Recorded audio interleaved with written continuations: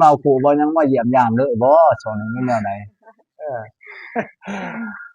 คือว่าจักแล้ จักแลเพิ่นว่าบ่บางทีเราเข้าเวียกเราก็เอ่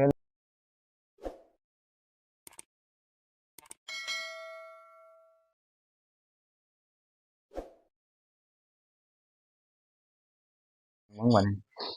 โอเคพี่น้องเอ้ยบัดนี้ก็หลังจากที่ได้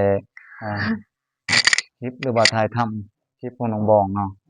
แล้วก็สิให้น้องบองพาไปเยี่ยมยามน้องอำพรว่าเพิ่นอยู่จังไดเป็นจังไดพี่น้องเอ้ยหลังจากที่เพิ่นได้โอ้ได้ร่วมกับเบากูอ่าได้ผ่านคลิปของเบาเตียงเนาะเป็นที่เรียบร้อยแล้วก็โอ้แจ้งกันสถานะว่าเพิ่นเป็นจังไดชีวิตเพิ่นแล้วก็อยากพาไปอัปเดตอยากให้น้องบ้องเปิดคลิปให้พี่น้องเอ้ยอ้าวน้องบ้องสบายดีพี่น้องโดยก่อนอื่นหมดก็ครับทักทายสวัสดีแล้วก็สบายดีเด้อพ่อแม่พี่น้องแล้วก็ FC เบิดสุขุสุขคนบ่ว่าจะเป็นอยู่ฝ่ายไหนแล้วก็ต่างประเทศก็ขอสวัสดีสบายดีเด้อเบิดสุขุทุกคนยินดีต้อนรับซองว่าผู้วงบ่าวผู้วง Channel Channel โอเคไปไปมานี่โดยไปกันเลยน้องบ้องพาย่างไปพี่น้องเอ้ยโอ้ไปน้องบ้องพาเบาวงมาเยี่ยมยามน้องอำพรอ้อ ปุยโอเคพี่น้องเอ้ยครั้งแรกที่ได้ขึ้นมาเยี่ยมยามเพื่อนน้องอำพรมีแต่มาถ่ายทั้งดุมแต่บ่ได้เคยขึ้นมาจักเทื่อ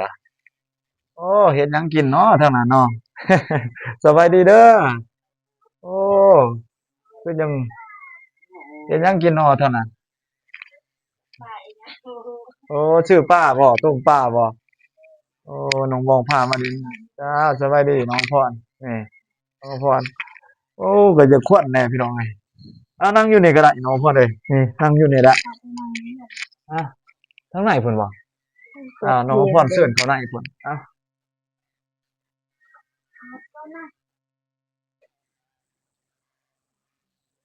โอ้นี่แหละพี่น้องเอ้ยบรรยากาศทางเขตชนบททางลาวเฮากลางคืนนี่ก็เพิ่นแต่งอยู่ครัวกินก็จะควันแหน่เนาะน้องบ่เนาะโดยนี่แหละเพราะว่าเรือนครัวกับบ่อนแต่งอยู่ครัวกินกับบ่อนนอนนี่ก็ใกล้กันเลยข้างกันเลยติดกันเลยพี่น้องเอ้ยก็สิอันนี้แหน่โอ้สบายดีแม่สบายดีป้าโอ้พุ่นนี่แม่ของน้องอำพรไผแหละพุ่นนี่น้องอาจน้องจะอำพรเกลียดอะน้องอำพรน้อยๆนี่หลานเนาะอ๋อนี่แม่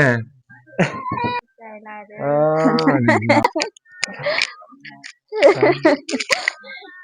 เออโอ้ยเออน่ะเอาบ้านนี่นี่ไผอีกเนาะบ้านนี่เนาะหลานเพิ่นจักปีได้ซ้ำน่ะอา3 ปี3 ปีปลายบ่เออ3 ปีปลายใหญ่เด้อเด้อเนาะ3 ปีปลายตามอ้าวบ่สิพากันได้จ้ะเออให้ไม้น้องพรโอ้ช่วงนี้อยากให้อัปเดตน้องอำพรจักหน่อยโดยมีเวียกมีงานช่วงนี้เฮ็ดหยังแหน่น้องพรบ่ได้เฮ็ดหยังบางเวียกบ่ โดยช่วงนี้พี่เพิ่นว่าพี่ถือว่าบางเนาะบางเวียกเพราะว่าอันนั้นเด้กาแฟก็ถือว่าเรียบร้อยเบิดซุอันซุแนวบ่โดยอาแล้วแต่ดนแล้วแต่ดนแหละน้องพรว่าเฮือนนี่คือว่าก้าวหน้าไปเด้เอาดินมาใส่อันนั้นบ่เบิดจักรถนี่อำพรเพิ่นก็ถ้าไปป้ายรถเพิ่นบ่โดยโอ้รถหลายเติบเลยเนาะรถหลายปานใดส่ำน่ะรถละรถละจักแสนน่ะ250,000 250,000บ่รถหนึงรถรถกำหมด8,000,0008,000,000ไปโอ้เอารถกำนันบ่ได้รถอิหยังไปใช้แนวใด จังแม่น6ล้อรถหกล้อเขาบ่โดยโอ้นำคือว่าถูกเดะอืมรถหกล้อนี่ก็อืม250,000บ่คันหนึ่งพอโดยถูกเดะสำนั้นเนาะโอเคแล้วเพราะว่าแต่บ่าวเอาลงหันก็ยังรถหนึ่ง600,000พุ่นเอารถ10ล้อ10ล้อกับ6ล้อก็บ่ได้เงินปานใดก็โดถือว่ายถูกคันว่า6ล้อเขา400,000ปลายไปแล้วของเขารถที่ว่าเขาอยู่ในเมืองนั่นเด้ราคาระดับ400,000ปลายแล้วก็จะมา450,000โดย นี่250,000ก็ถือว่าถูกแล้วเออดีอาๆคือว่าก็ได้ราคาพรเราก็ประหยัดไปหลายเติบติดตามช่วยกันคนรู้จักกันบ่มันคือเอาถูกแท้เอาถูกแน่บ่ฮู้ว่าเพิ่นก็ตั้งเพิ่นไปจกดินไกลๆนี่บ่ได้แนวใดจังว่าเพิ่นเอาถูกโรงดินใกล้ๆนี่แหละอยู่เอนำกันอเพิ่นได้ดินฟรีเนาะโดยดินเพิ่นยังเอาราคาถูกแน่ เนี่ยอาดีเลยเด้อ้าวยินดีนำมีแต่สิเทตื่มบ่นั่นแหละในนี่คือว่าเฮ็ดไปเรื่อยๆบ่อยากให้น้องอำพร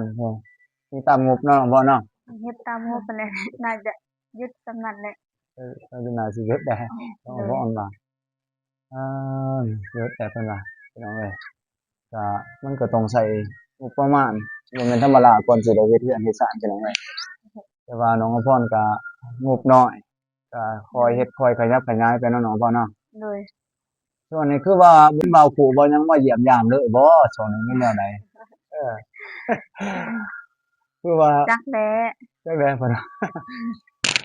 บ่บางทีเราเข้าเวียกเราก็เอ่บ่อเห็นบ่าวขู่มาเข้าเวียกถ่ายลงคลิปลงหยังก็มาอยู่บ่น้องบ่บ่าวขู่ช่วงนี้เห็นบ่เขามาทางบ้านอาหักอยู่บ่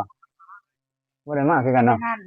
บ่ได้มาแต่พอขึ้นห้องเพลงเพื่อนน้องเพิ่นก็ได้มาแต่ว่าเพิ่นบ่ได้ลงก็เอลดอหลายเที่ยอ๋อนึกว่าผิดหวังแนวใดบ่เนาะจนบ่ลงโลดลงหลางเนาะบ่าวน้องขู่เนาะก็ตอนนั้นเพิ่นก็จักเพิ่นเครียดตอนนั้นน้องก็ได้เสียดายอยู่ว่าลงมาดินเพิ่นน้องเพิ่นก็บ่เพิ่นมาตอบเด้อโดยโอ้เป็นจังได๋น้องบ่าวขู่นี่ผิดหวังแฮงบ่ว่าสิโทรหาเพิ่นเบิ่งมื้อนี้ คือว่าสิโทรถามว่าเป็นจังได๋คือจังว่าเพิ่นบ่เห็นมาเยี่ยมมายามแถวบ้านอาหักแล้วก็บ่เห็นมาถ่ายคลิปทางผีเลยจักมื้อล่ะประมาณจักมื้อล่ะแต่บ่เที่ยงมื้อพุ่นบ่โดยน้องบ่โดเอยอเออๆๆเป็นจังได๋คือว่าอยากให้น้องอำพรมื้อนั้นได้เข้าร่วมกิจกรรมตอนเบาเตียงได้สร้างกิจกรรมบ่คือได้ยินว่าเห็นในอันนั้นเบาเตียงว่ามีชิงขันบ่ชิงขันเบาเตียงทองบ่ โดยเล่นกีฬาอยู่ไสน่ะอยู่โรงเรียนหรืออยู่บ้านเฮานี่เดินบ้านเฮานี่อยู่เดิน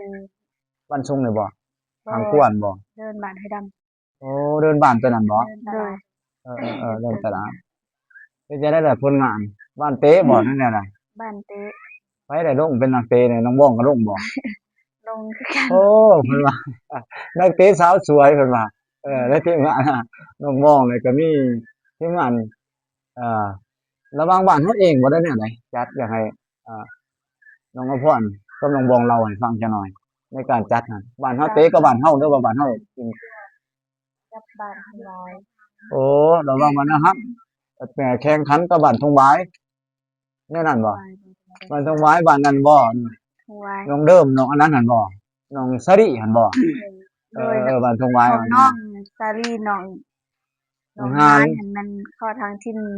บ้านทบ่งหวายเตียงทองโอ้ทีมบ่อเตียงทองบ่โดยเอของน้องแล้วก็นี่แหละก็มาซิ่งเข้อทิ่นบ้านติบ่เตียงทองคือกันแต่ว่าแบ่งกันเป็นคนละฝ่ายโดยแบ่งกันเป็นส่งสองทีมแล้วก็มาชิงขันเอาขันของบ่อเตียงทองโดยเพิ่นมีน้องบงน้ำมันให้บ่มีอาไผได้หลายรางวัลไผได้ชนะไผแพ้โอ้ยก็บ่ได้เบิ่งบ่ได้มาติดตามเนาะตอนนั้น ชนะนี่แม่นทีมน้องชนะโอ้พี่น้องเอ้ยหน้าตาแซ่บไหนนี่นี่บ่แม่นธรรมดานะแซ่บไหนนี่พี่น้องนี่แซ่บเปี้ยนเพิ่นว่าน้องบ้องเป็นแซ่บเปี้ยนยกขันบ่น้องบ้องโดยโอ้กันว่าบ่ได้มามื้อนั้นดีใจขนาดเด้ ดีใจน้องบ้องว่าบ่เคยอยู่บ่เคยได้บ้านจัดกีฬาเป็ได้บ่นครั้งแรกนี่เอเตะบ่อเป็นแต่ว่าเวลาจับคันน่ะใจดีใจถือว่าเป็นการแข่งขันแบบนี้นี่ถือว่าเคยได้แข่งขันบ่เลยเพื่อชิงขันในนั้นนี่เคยบ่บ่ถือว่าเทื่อนี้เป็นครั้งแรกเด้อครั้งแรกเอพี่น้องเอ้ยก็เป็นความประทับใจที่ว่า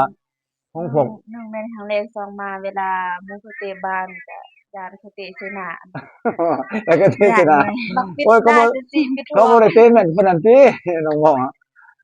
แต่ว่าก็ถือว่ามันก็เป็นความประทับใจระหว่างน้องๆเองที่สามารถได้รางวัลเนาะโดยได้รางวัลได้เซตว่าซั่นซะแล้วก็เป็นหน้าตาของหมู่บ้านอีกแม่นบ่โดยเพราะว่าคนไปทั้งหมู่บ้านบ่ไปเชียร์บรรยากาศมื้อนั้นก็หลายอยู่บ่ค คนไป ก็ห เสีย ลายอยู่ บ่ หลาย นี่แหละหน้าตาแซ่บเพิ่นนี่ก็ทั้งหมู่บ้านเป็นตัวแทนหมู่บ้านเด้อพี่น้องเอ้ยระหว่างบ้านทุ่งบายบ้านหนองสะดิหนองหานแล้วก็มาเจอกับปะทะหรือว่าเจอกันพบกระชับมิตรซึ่งขันกันกับบ้านอาหักบ้านของน้องบ้องน้องกระเด้อแล้วก็น้องอำพรพี่น้องเอ้ยแต่ว่าผลการแข่งขันออกมาก็คือนี่แหละแชมเปี้ยนพี่น้องเอ้ย แชมเปี้ยนคันเนี่ยเพิ่นให้เลยบ่คันน่ะอยู่ไสได้คัน ท่านนี้นำเอื้อยสารเพชรน้องสาวของอ้ายไผพล โอ้เอาไปป้าอยู่พุ่นบ่ โดยนำเพิ่น ถือว่าเป็นไร่เป็นที่ระลึกเนาะ โด เป็ ย นของที่ระลึกประจำบ้านถือว่าครั้งหนึ่งในชีวิตก็ได้แข่งขันชิงขันได้แซ่บว่าซั่นซะ โดย นี่ก็เป็นเรื่องใหม่สำหรับของน้องๆเนาะบ่ค่อยได้เฮ็ดในเรื่องอันนั้นมีแต่ดินธรรมดาส่วนใดแม่นบ่ โดย อันนี้เท่าไรแหละสกอร์มันออกมาเท่าไรแหละประตูเอ้าเราขึ้นจักหน่อยพี่น้องเอ้ยประตูได้จักประตูผู้ละเท่าไร2ประตูบ่ 2ประตู ผู้ใด2ต่อเขาได้เท่าไรแหละ2ต่อ0หรือ2เท่าไร 2ต่อ0 ว่าตัวกินขาดเลยพี่น้องเอ้ย2-0คิดว่าบ่ให้สูสีเลยเนาะบ่ให้เขายิงเลยบ่เขาบ่ได้ประตู โอ้น้องมองกล้องหน้าบ่หรือว่าอยู่ตำแหน่งไหนนี่2คนนี่ นางเปิดทัศน้องบ่ฮู้อยู่ตำแหน่งใดกองหน้าก ล้องหน้าว่ามีมั่วเลยบ่ โดยของน้องนี่แหละอยู่ ขึ้นๆนกๆบ่ ปัดกองหน้าหรือกองหลังน้องบ่ฮู้ เออ อยู่กองหน้า แล่นขึ้นแล่นลงไปซั่นแน่เนาะไปได้มีโค้ชมีหยังข้างในที่ไผได้เป็นโค้ชทีมเฮาอันนั้นเด้ผู้เพิ่นวางแผนการดินอยู่ทั้งนอกนี่นะ เอื้อยสารเพชร โอ้ของน้องของบ่าวฝนเนาะ โดย เพิ่นเป็นโค้ชทั้งนอกสิสั่งว่าให้ผู้นั้นเป็นผู้นี้ลงบ่ โดย เอ่อก็ถือว่าเอาชนะไป2สกอร์2ประตูต่อ0พี่น้องเอ้ยถือว่าสุดยอดก็เป็นการสร้างขบวนการแล้วก็สร้างอ่าสร้างขบวนการแล้วก็เป็นการชิงขันของบ่าวเตียงทองเนาะ โดย น้องวันถือว่าก็ในหันก็มีการฉลองกันเล็กน้อยบ่มื้อนั้นหรือว่าแนวใด บ่ หลังจากสำเร็จ ได้ฉลอง ถือว่าก็มีแต่ว่าฮักแพงกันเนาะบ่ได้คำเลยแม่นบ่ โดย ถือว่าหลังจากชนะแล้วก็ถือว่ากลับบ้านกับเพื่อนไปได้เนาะ โดย เพิ่นก็บ่ได้เว้าบ่ว่าสิมีนัดต่อไปอีกแก้มือเพิ่นบ่ได้ว่าบ่โอกาสหน้ายันว่าเตียงทองเดินทางมาพักลาวใต้อีกเพิ่นก็สิจัดอีกบางครั้งบางมื้อก่อนเนาะตัวจริงเนาะ โดย ยันว่าทงบายอยากมาทวงแซ่บคืนนะอยากมาเอาแซ่บคืนจังว่ากันอีกเนาะ โดย โอ้น้องบ้องก็เตะเก่งปานนั้นบ่เว้ยแล้วผู้ใดเป็นผู้หญิงน้องบ้องนี่ยิงเขาบ่ บ่ บ่ไผได้เป็นผู้หญิงน้องบ้องน้องพ่อนี่ บ่ น้องพ่อก็บ่ได้ยิงเนาะ บ่ โอ้มีดาวยิงต่างหากอีกไผได้ก็เลยบ่ก็เลยบ่ได้ลงบ่ บ่เนาะเรา ก็ บ่ เล ได้ ย ลง โอ้แสดงว่าผู้หญิงนี่ก็สมควรเลยพี่น้องเอ้ยแต่ว่ายิงประตูหลายก็คือเราเองก็บ่ได้มาพลาดก็เด้พลาดโอกาสเด้บ่ได้มาเบิ่งถ่ายทอดสดพี่น้องเอ้ยสดๆโดยอยู่หน้าอ่าขอบสนามมื้อนั้นโอ้ยคือสิม่วนคักพี่น้องเอ้ยก็มีทั้งทีมชายนำบ่มื้อนั้น แสดงว่าทีมชายเพิ่นเตะก่อน ทิ้งเตะก่อน ทีมหญิงเตะก่อนแล้วก็ตามด้วยทีมชายเนาะ โดย แล้วว่าเตียงทองเป็นหยังก็ลงครบแม่นบ่เพิ่นชนะบ่แล้วเนี่ยน่ะบ่เตียงทองก็ล่ะ ชนะ ชนะทีม ได้ซ้ำ ได้แชมป์คือกันโอ้บ่ธรรมดาพี่น้องเอ้ยทั้งไหลทั้งแชมป์ชายแล้วก็แชมป์หญิงถือว่าส้มเสยนำเพิ่นดีใจนำทีมงานก็น้องเรือจากการเล่นกีฬาเพื่อสุขภาพแล้วก็ยังได้มิตรภาพเนาะได้รู้จักกันหลายขึ้นแม่นบ่ โดย ได้ฮักได้แพงกันบ่แม่นว่าสิ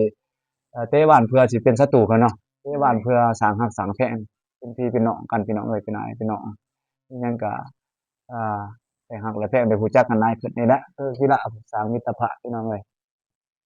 ผ่านมาก็โดนเติบก็ยังบ่ได้คิดฮอดอยู่บ่คิดฮอดภาพเก่าๆเนาะบ่ได้นอนไปบ้าตอนเตะก็ม่วนไปอีกแบบหนึงเนาะ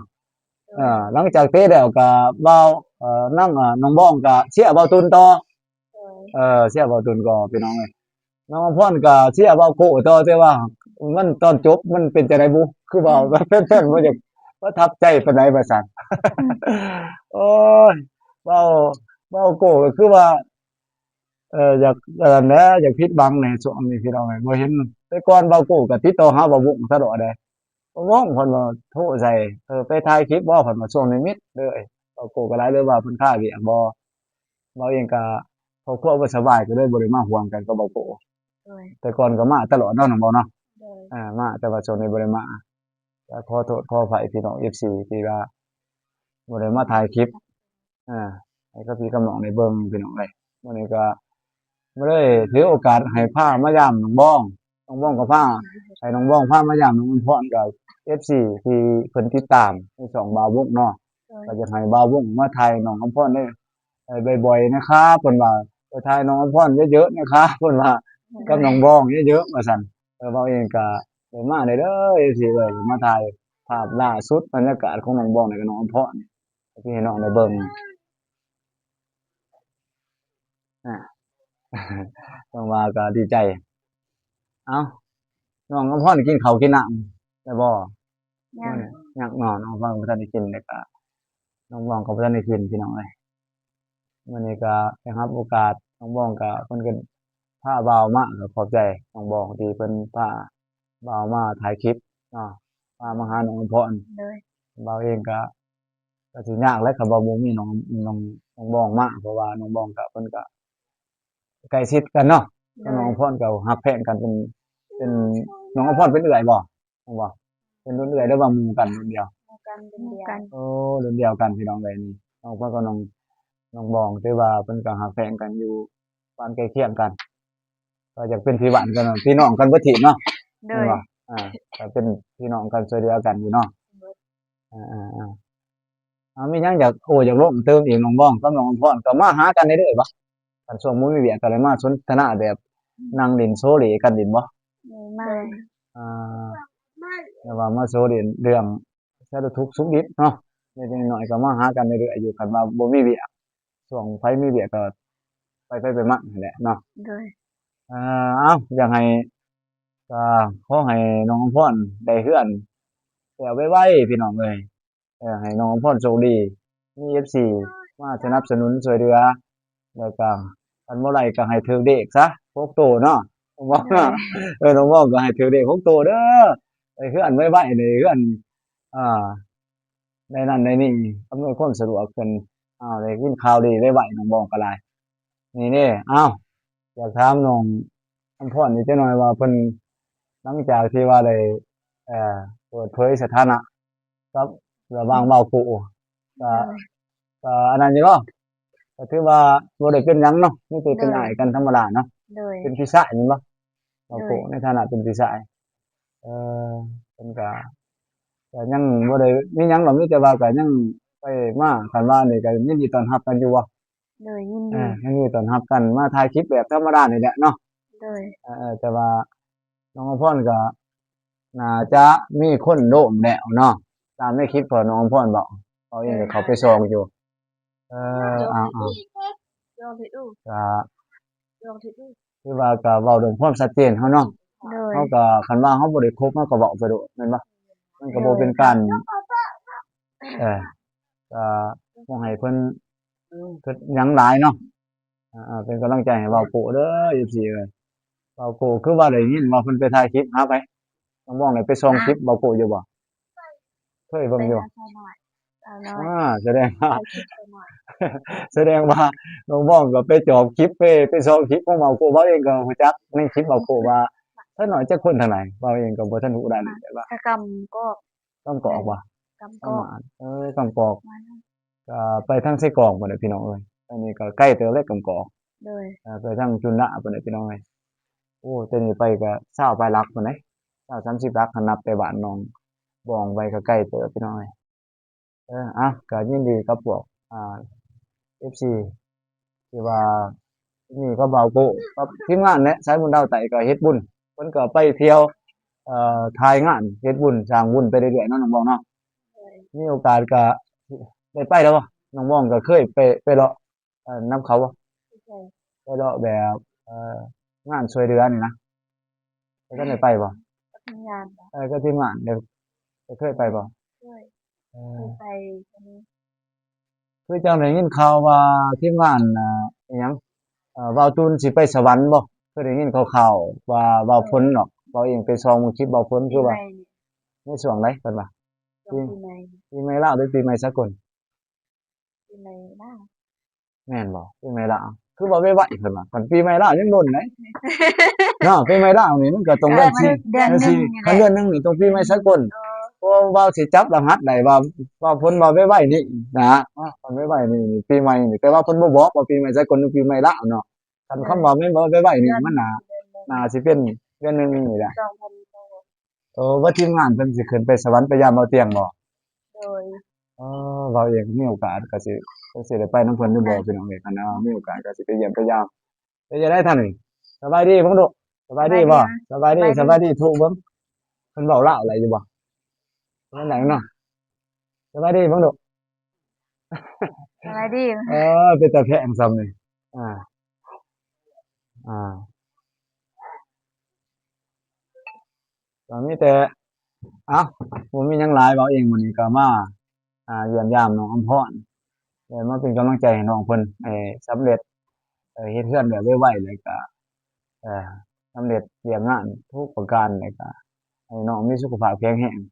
พร้อมกับครอบครัวของเพิ่นนั่นแหละเนาะเป็นหยังก็ขอให้โชคให้หมานให้ร่ำให้รวย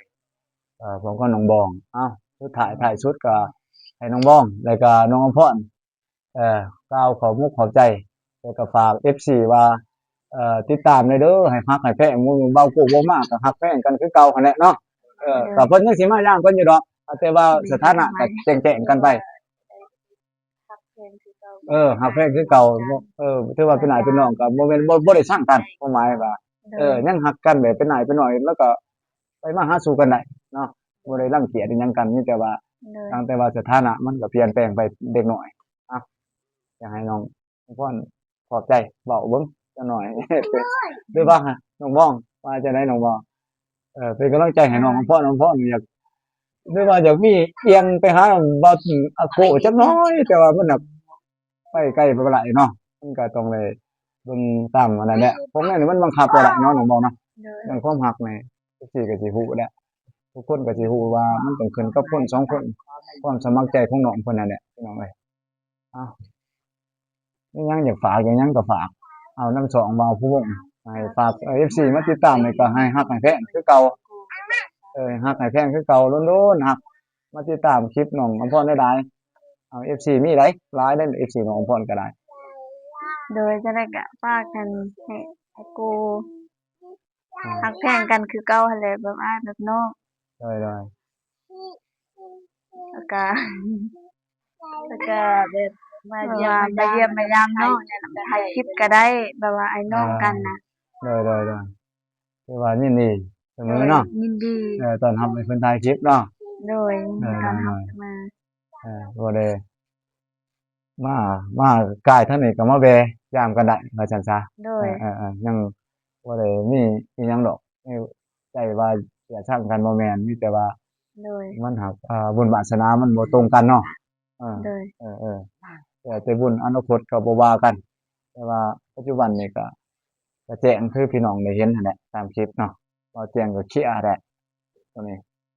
ก็ขอโดยเครียดสุดท้ายนี่ก็ขอให้FC เขามารักมาแพงมาติดตามอ่าคลิปของน้องอำพรคือเก่าเด้อพี่น้องเอ้ยรักน้อยๆก็ให้นานๆพี่น้องเอ้ยน้องบ้องคือกันขอให้น้องทั้งสองเจริญเนาะมีความสุขทางด้านจิตใจแล้วก็ทั้งด้านความรักทุกอย่างเนาะโดยขอให้รวยๆเฮงๆกันเว้าเองก็สิจบคลิปส่ำนี้แล้วก็ให้น้องเพิ่นได้พักผ่อนได้กินข้าวกินน้ำขอบใจหลายๆน้องอำพรเด้อบ๊ายบายน้องอำพรโอเคบ๊ายบายขอบใจหลายๆ